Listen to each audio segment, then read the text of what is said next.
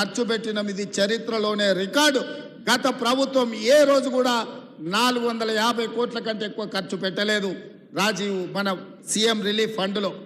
కానీ ఈ 11 నెలల్లో నేను ముఖ్యమంత్రిగా పేదలకు 830 కోట్ల రూపాయలు ఈరోజు సీఎం రిలీఫ్ ఫండ్ ద్వారా పేదల వైద్యానికి అందించిన అంటే ఇదందరూ మీరు అందించిన సహకారం, మీరందరూ అండగా నిలబడబట్టే ఈ గొప్ప నిర్ణయాలు మేము చెయ్యగలిగినాము.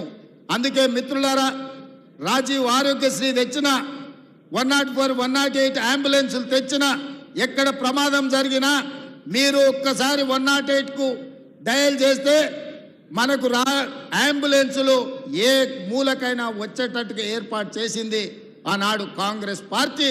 దాన్ని ఇలా కొనసాగిస్తున్నది కూడా కాంగ్రెస్ పార్టీ అన్న సంగతి నేను ఈరోజు చెప్పదలుచుకున్నా.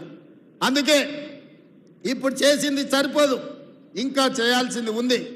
నియామకాలే కాకుండా మౌలిక వసతులను పెంచాల్సిన అవసరం ఉంది. మాకు తెలుసు, మా విధానం చూస్తే మీకు అర్థమవుతుంది. మొదటి సంవత్సరం మేము చేసిన పనులను చూస్తే భవిష్యత్తు ఏందో మీకు అర్థమవుతుంది. అందుకే ఈరోజు ఆడబిడ్డలకు ఆర్టీసీ బస్సులో ఉచిత ప్రయాణం అందించడం.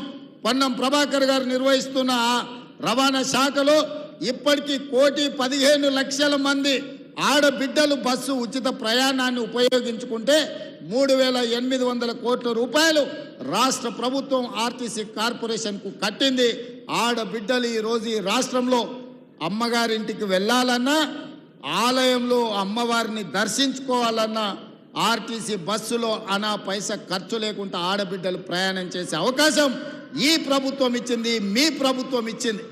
ఇంటికెళ్ళి అమ్మని అడగండి, ఆర్టీసీ బస్సులో అనా పైసా లేకుండా ప్రయాణం చేస్తుందో లేదో.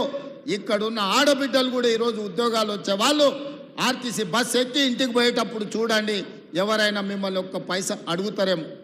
ఇది మా కమిట్మెంట్. ఇవాళ పేదవాళ్లకు 200 యూనిట్లు ఉచిత విద్యుత్తు, వ్యవసాయానికైనా ఉచిత విద్యుత్తు. మరి పట్టణాలలో ఉండే పేదలకు లేదా అంటే పేదవాళ్ళకు కూడా విద్యుత్తు భారం పడకుండా టీవీ పెట్టుకున్నా, ట్యూబ్ లైట్ వేసుకున్నా, ఫ్రిడ్జ్ పెట్టుకున్నా పేదవాళ్ళకి ఇబ్బంది లేకుండా 200 యూనిట్ల వరకు ఇవాళ పేదవాళ్ళకు ఉచిత వైద్యం అందిస్తున్నాం.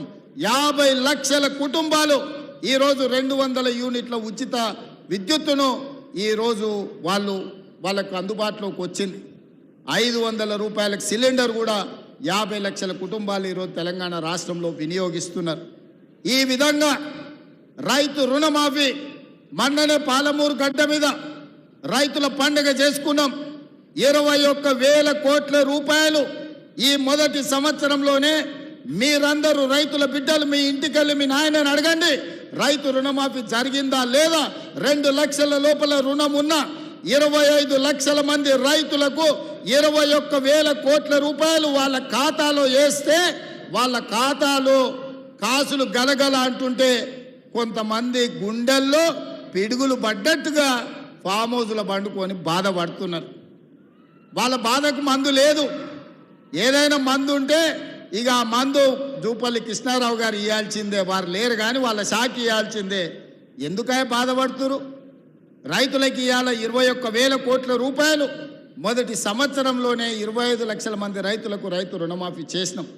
అదే కాదు, రైతు భరోసా సంక్రాంతి పండుగ తర్వాత ఖచ్చితంగా రైతులను ఆదుకుంటాం, రైతు భరోసా ఇస్తామని చెప్పి ఈ ప్రజలకు చెప్పినాం. మా మీద ఉన్న నమ్మకంతో రైతులు ఈరోజు పండుగ చేసుకుంటున్నారు. అంతకుముందు వరేసుకుంటే ఊరేసుకున్నట్టే అని చెప్పారు గత పాలకులు. కానీ మేమేమన్నాం, వరి వెయ్యండి, వరి పండించండి, సన్నాలు పండించండి, తెలంగాణ సోన పండించండి, తెలంగాణలో ఉండే అన్ని రెసిడెన్షియల్ స్కూల్స్, హాస్టళ్ళు, కస్తూర్బా రేషన్ షాపుల్లో సన్న బియ్యం ఇస్తాం. పేదోడు బుక్కెడు బువ్వ తినాలి అంటే సన్న బియ్యం ఇవ్వాలి, సన్నాలు పండించండి, 500 రూపాయలు బోనస్ ఇస్తా అని నేను చెప్పిన. దేశంలోనే స్వతంత్రం వచ్చినప్పటి నుంచి ఏ రాష్ట్రం పండించనంత ఈ వానాకాలం 1,53,00,000 మెట్రిక్ టన్నుల వడ్లు పండించిన రాష్ట్రం ఈ దేశంలోనే తెలంగాణ ఉంది. 29 రాష్ట్రాలలో పంజాబ్ లాంటి రాష్ట్రం ఆంధ్రప్రదేశ్ కూడా తెలంగాణతోని పోటీ పడలేదు. 66 లక్షల ఎకరాలల్లో 1,53,00,000 వడ్లు మెట్రిక్ టన్నుల వడ్లు పండించిన చరిత్ర తెలంగాణది, తెలంగాణ రైతాంగానిది. అందుకే ఆ రైతులను ప్రోత్సహించడానికి వ్యవసాయం దండుగ కాదు, వ్యవసాయం పండుగ చేయాలి అని 500 బోనస్ రూపాయలు ఇచ్చి వాళ్ళ ఖాతాలో 5 రోజుల్లోనే బోనస్ పైసలు వేస్తున్నాం. ఒక ఆడబిడ్డ మహిళ కౌలుకు భూమి తీసుకున్నట్టు ఆమె చెప్పింది, సార్ రైతు బంధు ఇస్తే భూమి ఉన్నాయనికే పోతుంది, కౌలుకు నేను చేస్తే నాకు అప్పులు మిగులుతున్నాయి. ఈసారి రేవంత్ సారు బోనస్ ఇవ్వడంతో నాకు ఎకరాకు 30 క్వింటాళ్ళ వడ్లు వన్నాయి, ప్రతి ఎకరాకు 15,000 రూపాయల బోనస్ నాకు వచ్చింది. సంవత్సరానికి 2 పంటలు తీస్తే 1 ఎకరా కౌలు చేసుకుంటే కూడా వచ్చేదానికంటే అదనంగా నాకు 30,000 వస్తున్నాయని ఒక ఆడబిడ్డ కళ్ళల్లో ఆనందంతో చెప్తుంటే నాకు కడుపు నిండినట్టు అయింది. మంచి బిర్యానీ తింటే ఎట్లుంటుందో నాకు అంత సంతోషం వేసింది. అందుకే ఈ వేదిక మీద నుంచి రైతులకు నేను మాట ఇస్తున్నా, 10 సంవత్సరాలు ఈ ప్రభుత్వం ఉంటుంది. ఎవరు అడ్డం పండుకున్నా, ఎవరు నిలువు పట్టినా, ఎవరు కాళ్ళలో కట్టెబెట్టినా సన్న ఒట్లు పండించండి, 500 రూపాయల బోనస్ మీ ఖాతాలో పడుతుంది అని చెప్పి నేను ఈ వేదిక మీద నుంచి రైతాంగానికి నేను మాట ఇవ్వదలుచుకున్నా. ఏది చేసినా చిత్తశుద్ధితో చేసే బాధ్యత ఈ ప్రభుత్వాన్ని. ఇక మనకు వస్తారు కొంతమంది, వస్తున్నది అసలే సంక్రాంతి పండుగ. సంక్రాంతి పండుగ ముందర గంగిరెద్దులు వస్తాయి, దూడు బసవన్నలు వస్తారు, అమ్మకు దండం పెట్టు, అయ్యకు దండం పెట్టు, ఒంగొంగి దండం పెట్టు అని చెప్తారు. జోలేలో బిచ్చం పడంగానే మళ్ళీ దొరకకుండా పోతారు. ఇవాళ వచ్చేటోళ్ళు కూడా సంక్రాంతి పండుగ ముందలొట్టే దూడు బసవన్న లాంటి సన్నాయిలు ఎన్ని ఊదినా, గంగిరెద్దులను తెచ్చి ఎన్ని దండాలు పెట్టించినా వాళ్ళ లక్ష్యమంతా రేపు వచ్చే సర్పంచ్ ఎన్నికలలో ఓట్లే తప్ప రైతుల కష్టాలు కాదు, రైతులను ఆదుకోవాలన్న ఆలోచన కాదు. ఒక ఆయన ఢిల్లీలో 3వ అయిండు, 11వ సంవత్సరం రైతుల ఆదాయం 2 చేస్తా అన్నాడు. రైతు వ్యతిరేక నల్ల చట్టాలు తీసుకొస్తే 16 నెలలు ఢిల్లీ సరిహద్దుల్లో రైతులు యుద్ధం ప్రకటిస్తే 750 మంది చచ్చిపోతే నల్ల చట్టాలు వెనక్కి తీసుకొని ఈ రైతు జాతికే క్షమాపణ చెప్పిన ఆయన 3వసారి కుర్చీలో కూర్చున్నాడు. 10 ఏళ్ళు లేలిన ఆయన ఊరేసుకున్న ఆయన, ఫామ్ హౌస్లో వండుకున్న ఆయన ఈరోజు రైతుల గురించి మాట్లాడుతున్నారు. నేను అడుగుతున్న మా యువకుల్ని, మీలో నుంచి వచ్చిన వాడిని నేను, 10 నెలల్లోనే అద్భుతాలు జరుగుతాయా? 10 నెలల్లో చేయని పని ఏదైనా ఉందా? 10 ఏళ్ళు చేసిన ఆయన ఒకటైనా 11వ సంవత్సరం చేస్తున్నాయి ఇంకొక ఆయన. వాళ్ళిద్దరు కలిసి మనల్ని బద్నాం చేయాలని తిరుగుతున్నారు. ఈ బద్నాంను తిప్పికొట్టాల్సిన బాధ్యత మీదే సోదరులారా.